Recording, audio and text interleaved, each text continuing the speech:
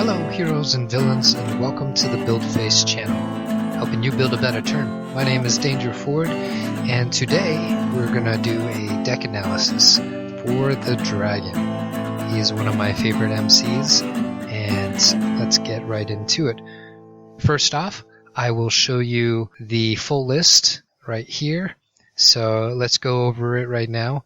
We have 4 copies of Cosmo, 4 copies of Mantis, 4 copies of Leaping Xenomorph, 4 copies of Acid Blood Xenomorph, 4 copies of Screeching Xenomorph, 3 copies of Perfect Organism, 2 copies of Newborn, 2 copies of the Queen, 2 copies of Thanos.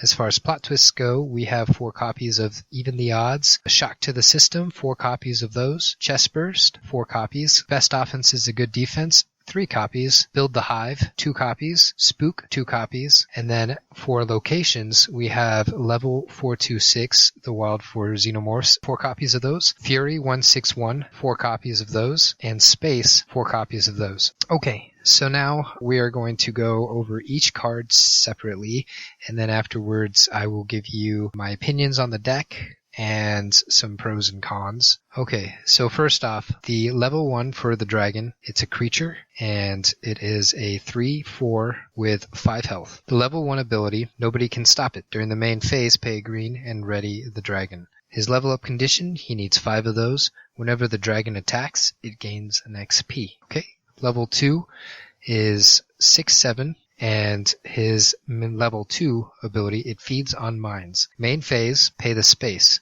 The Dragon is lethal this turn. When the Dragon KOs an enemy character this turn, heal a wound. Cosmo, turn 1. He has range. He's a 1/3 with 1 health. Nullify, when he appears, choose an enemy character. It loses and can't gain keyword and superpowers until Cosmo gets stunned or leaves play. For a 2-drop, we have Mantis. She is a 2/3 with 1 health. Rebirth, when she gets KO'd, you may turn her into a face-down resource on your side. Also 2-drop, we have the Leaping Xenomorph. He's a creature with Swarm, 4/1 with 2 health, and he has Leap. This character has Flight during your turn, so only during the attack. For turn 3, we have Acid Blood Xenomorph, creature in Swarm, 4/3 with 2 health. Bleed Acid, when this character attacks or defends while wounded, put a -1/-1 counter on each enemy character in the combat. Okay, next for 4, we have the Screeching Xenomorph, creature in Swarm, 3/6 with 1 health, and Screech during the main phase, pay a green, put 2 +1/+1 counters on a character with Swarm on your side, and on each character on your side with the same name. The Perfect Organism on turn 5, he is a creature, a 4/8 with 2 health, he has Ferocious, so while in melee combat, the Perfect Organism strikes before characters without Ferocious. This thing is huge, it's big! That's a silly name for a superpower. But anyways, he has anytime combat, pay a yellow. The Perfect Organism strikes with double its attack this combat. He also has the Amplify ability, which I don't believe have talked about yet, but the Amplify ability is when you pay for the location from your hand and it goes directly into your discard pile, as opposed to paying for the location in your resource row and flipping it over. With the Amplify ability, it strikes back with triple its attack instead. The Newborn on turn 6, he is a creature, 6/6 with 2 health. He has Monstrous, so while the Newborn is defending against a melee attack, it strikes back against each attacker. And Tantrum, anytime combat, spend the green and put 2 +1/+1 counters on the Newborn. He also has an Amplify ability where you can put 5 +1/+1 counters on him instead. The Queen on turn 7, she is a creature, an 8/8 with 2 health. She has the Leader ability, which means that when you team attack with her, you get to choose who the defender strikes back against. She also has the ability, Who's Laying the Eggs? Anytime combat, spend the blue, search your deck, hand, and KO pile for up to 2 Overmorphs, reveal them, and put them into your hand. Also has an Amplify ability, you may put them into your back row instead. Although that ability doesn't really matter, because if you may have noticed, there are no Overmorphs in this deck. And I'll explain why after a little bit. Okay, so Thanos on turn 8, good old Thanos, 12/12, 2 health, and Welcome Death. During the main phase, pay green and add a wound to all stunned characters. Moving on to plot twists, we have Even the Odds. During an anytime combat, you may remove all +1/+1 counters from an enemy character in the combat. That character's current attack and defense become the same as its base attack and defense this combat. It is a Guardians of the Galaxy plot twist. Next, we have Shock to the System. Anytime combat, choose an attacker to get -3 this combat. Next, we have Chest Burst. Anytime combat, if this is a melee attack, put 2 -1/-1 counters on a character in this combat. And that is a Xenomorph affiliated plot twist. Best offense is a good defense. Anytime combat, choose an attacker to get +5 defense this combat. Build the Hive. During the main phase, turn any enemy location face down. Notice it says any enemy location, not a basic, which means you can turn down a wild. Spook. During the main phase, daze an unprotected enemy character. Dazing an unprotected character is just stunning a character, but they don't take a wound. And then to round it off, for our locations, we have Space, Fury 161, and Level 426. Okay, so here's the reason why I really like this deck. It's very straightforward, and you don't have to worry too much about very many abilities. There are abilities on the cards. Obviously, with any deck, you'll have to worry about that kind of things. But these are pretty straightforward ones.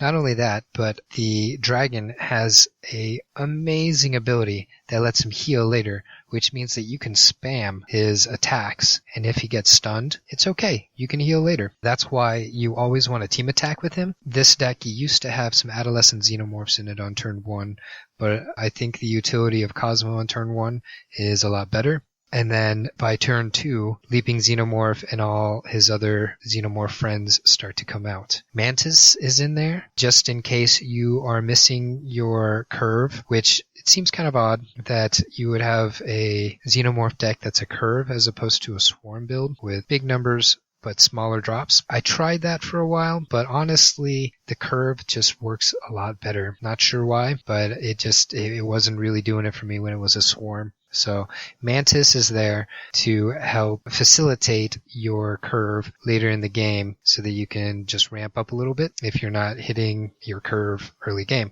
Generally, I like to save the wilds for Amplify. If you notice, my locations are pretty bare, and actually that's kind of the norm for my builds. A lot of people like to have locations in their deck because they enjoy getting those superpowers triggered, and honestly, I've never really had too much difficulty with this. You can see that all I have are the 4 wild locations and then 4 greens and 4 space, and honestly, that's to facilitate the dragon. Try to keep the wilds in your hand if you can for the amplify effects for the newborn and the perfect organism. Specifically the newborn though, because that is just amazing, putting 5 +1/+1 counters on somebody. It makes him incredibly beefy. So otherwise, make sure you save those spaces. I mean, the only thing you can use the spaces on is the dragon, so you'll have to save them to heal later on. And then spam those greens as early as you can, and hopefully by turn 3, you'll have a leveled up dragon. Some of the combos that I think work great with this deck is using the queen and the dragon and whoever else you might have to team attack, because the queen can make the opponent go into whoever they want him to,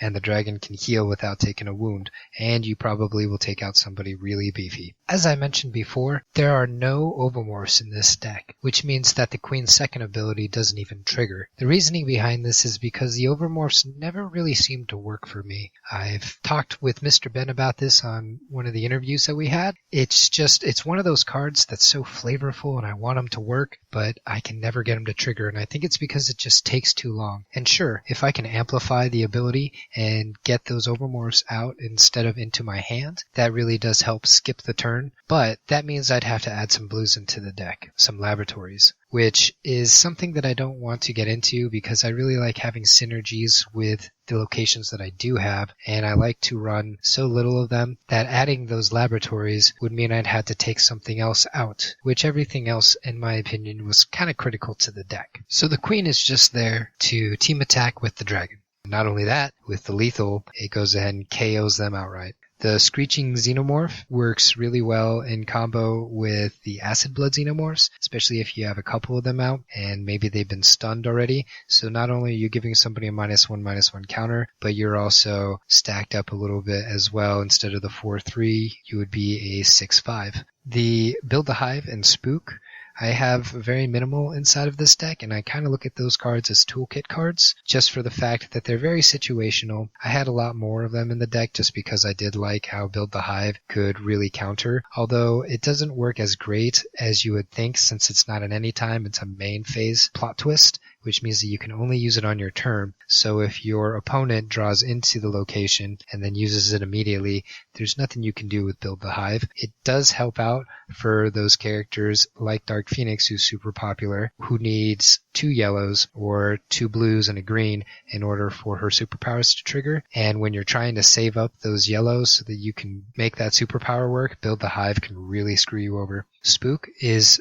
really great for all of those equipments out there and anybody who's trying to protect their back row with somebody big. And again, it's situational. That's why there's only 2 of those in there. And then we have Best Offense is a Good Defense is a great card for the dragon. It ensures that he will survive the attack so that he can use the green to ready himself again and continue to spam his ability so that he can level up quick. So, like I said, some of the pros is that it's a really straightforward, easy to play deck. As long as you hit your curve, which you should generally hit your curve pretty easily, then it can be really devastating. And not only that, but a lot of these xenomorphs have 2 health, which means that they stick around for a little while. So don't be afraid to use your characters and to really try to push the attack, because you're going to maintain that board control pretty easily. And then also don't worry about stunning your dragon. You can heal him later. One thing that I really like to do late game is I use his second ability to KO somebody with lethal, and even if I get stunned in the attack, I heal up immediately, which means that I haven't actually lost or gained anything. Not only that, the dragon is protected the next turn because he is flipped over and can't be attacked. So it's a really interesting way of using him defensively. So some of the cons, some of the things that can really hurt the dragon is definitely Iceman or some sort of freeze ability. That really hurts the dragon. If you can't attack for an entire turn, then he can't level up. So other aggressive decks are also bad against the dragon, just because if you're being aggressive and you're stunning the dragon and then they're being aggressive and continually stunning the dragon, then it makes for a bad time. You may have noticed that there's also no range to the dragon deck, and that's a really big detriment, especially when other characters are ranged attacking you, because it means that you can't attack back. That's something that I think the developers really considered for the xenomorphs. If you notice, I think there's only 1 ranged character in the xenomorph deck. Not only that, but with all the spamming that you're doing, you're going to be spending a lot of cards pretty fast. So keep that in mind. You are going to probably not have very many cards in your hand. That can be really difficult late game. I'm always anxious whenever I have no cards in hand, because then my opponent can read everything that I have and make very easy, conscious decisions about what to do. So keep that in mind. You want to be aggressive, but not too aggressive to the point where you aren't going to have anything late game. That's my take on the dragon. I've used this deck quite a bit in the past just because I really enjoy it. It's just a really fun deck. It's just, you get in there, you beat stuff up, and take some names. So if there's anything that you think would work well in the dragon, or you would like to talk more about this deck or all things Versus, leave a comment in the section down below, or go to thebuildphase.com where we continue the discussion there. So you've been listening to the Build Phase channel, helping you build a better turn. Thanks again for listening, and we'll see you next time.